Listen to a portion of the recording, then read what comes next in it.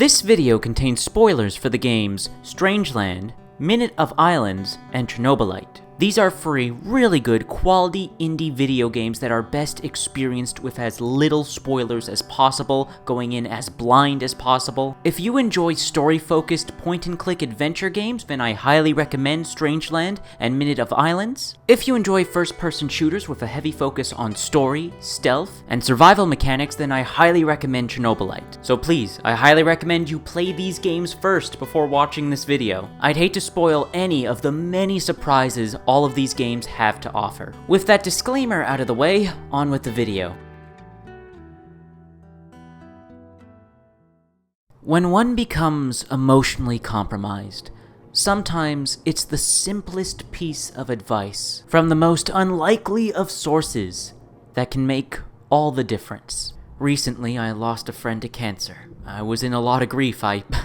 I still am in a fair bit of grief. I have no doubt you've all had experience with losing someone and feeling that overwhelming sadness and anger. And to distract ourselves from that sadness and anger, even for a brief moment, we turn to the things that used to, or still usually, bring us joy. The things that make us happy, the things that make us feel good. For some, that's food. For others, that's alcohol, drugs, music, movies, or of course, video games. For me, after the initial shock and just raw emotions after learning of my friend's passing, I just wanted something, anything else to occupy my mind and my thoughts besides the grief, the sadness, and anger. So, I began by starting up the fairly newly released indie game Strangeland, developed by Wormwood Studios, developers of my favorite point-and-click adventure game and one of my favorite video games of all time, Primordia. So I was fairly excited for and looking forward to play Strangeland, and it did not disappoint. Right off the bat, the pixel art is jaw-dropping, stunning, some truly masterful artistic craftsmanship on display here. All of the character designs and environments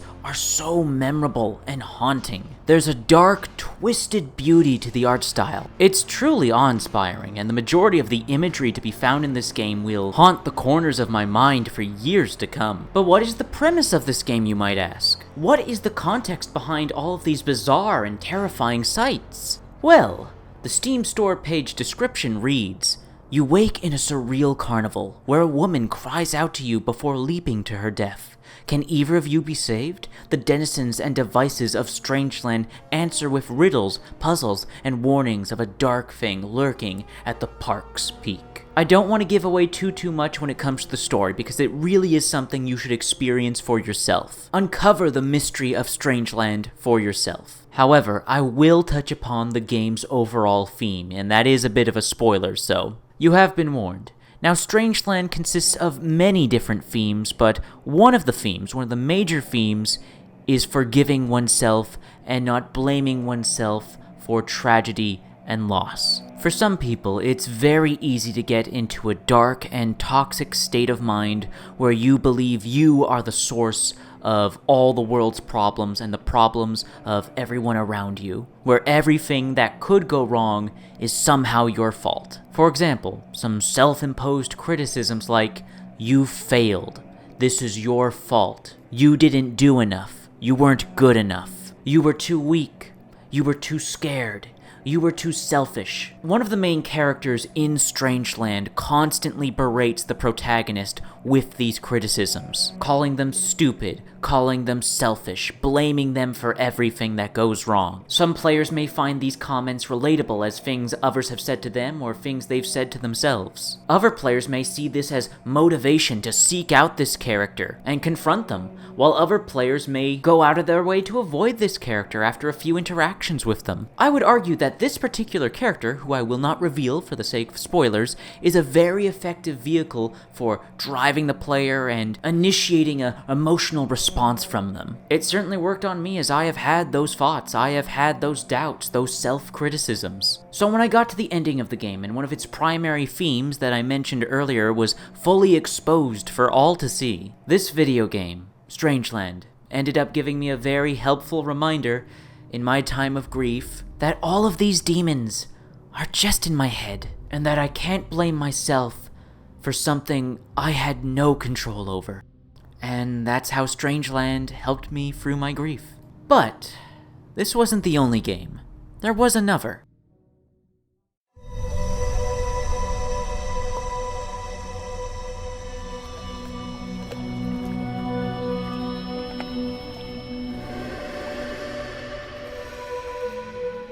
Minute of Islands. The description reads, explore strange and wonderful islands and dark labyrinths below in this narrative puzzle platformer. Guide young mechanic Mo on her quest to repair a world on the brink of collapse. The powerful Omni Switch at your disposal may not be enough to fix the damage that hides beneath the surface. Now, while Minute of Islands describes itself as a puzzle platformer, there are indeed puzzles in the game, and there is indeed platforming. It's very simplistic, and for the most part, not really challenging. It's far more of a point-and-click adventure game than it is a puzzle platformer, but with a lack of pointing and clicking, mind you. The real draw of this game, honestly, is its visuals, its music, and its story. The game's art style is truly incredible.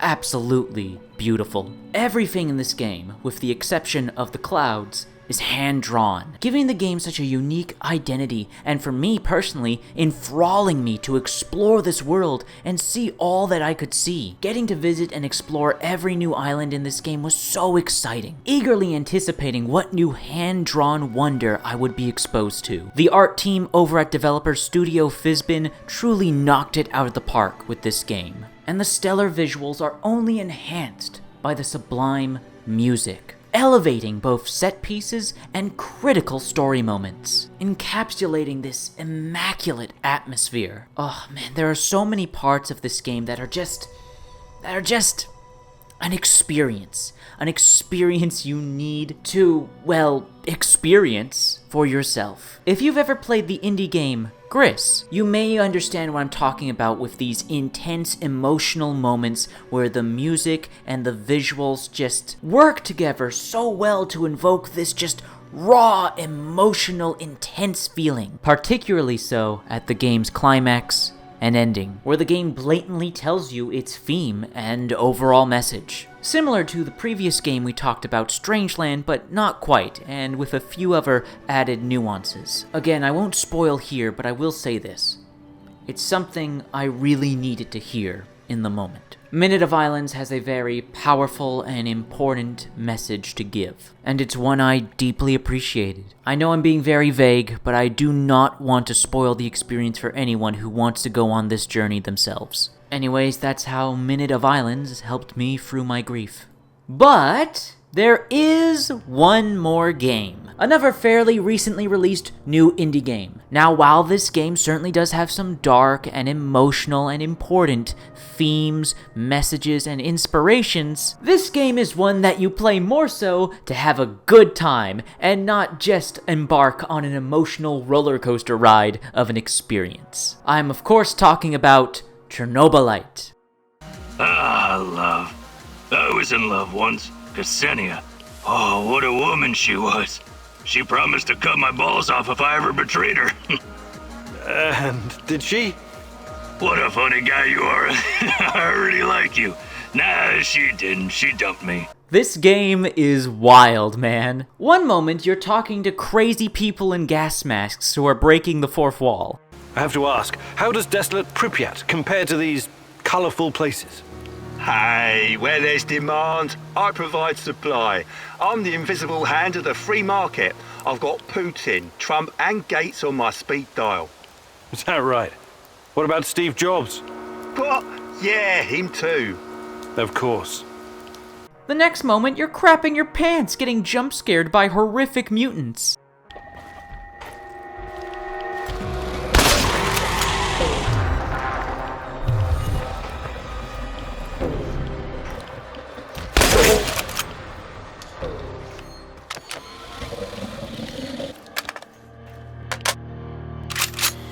The next moment, you're going full kleptomaniac. exploring and scavenging your environment for every single item and resource you can find. The next moment, you're playing The Sims, managing your companions, their relationship with you, while customizing and decorating your base of operations. The story is fucking wild, with batshit insane twists and turns, with genuinely intense and conflicting story and character choices to make, that have actual grand repercussions throughout the rest of the game. Oh yes, and the most important aspect of all about this game. Now, there's a sanity meter, and guess what the most effective way of restoring your sanity in this game is? I'll give you a hint. The game takes place in Russia. So if you guessed drinking vodka is the most effective way of restoring your sanity, you would be correct! Chernobylite is just overall a really good game, a very ambitious game from developer The Farm 51, who previously developed Get Even, which is another fantastic story-focused first-person shooter with stealth elements and story choices and horror elements. Man, The Farm 51 have really established themselves as some top-notch indie devs. And their game Chernobylite helped me through my grief by just being a good game that I really enjoyed playing. While it wasn't as emotionally impactful or emotionally resonant as Strangeland and Minute of Islands, Chernobylite still helped in its own way, and I really appreciate it for that. All of these games really helped me in a big way these past 2 weeks. So I want to make this video shouting out these incredibly well-made, beautiful indie games that deserve to be played and experienced. I dare say some of the best games released this year, 2021. Anyways, that's been a video. Thank you for watching. I'll see you all later.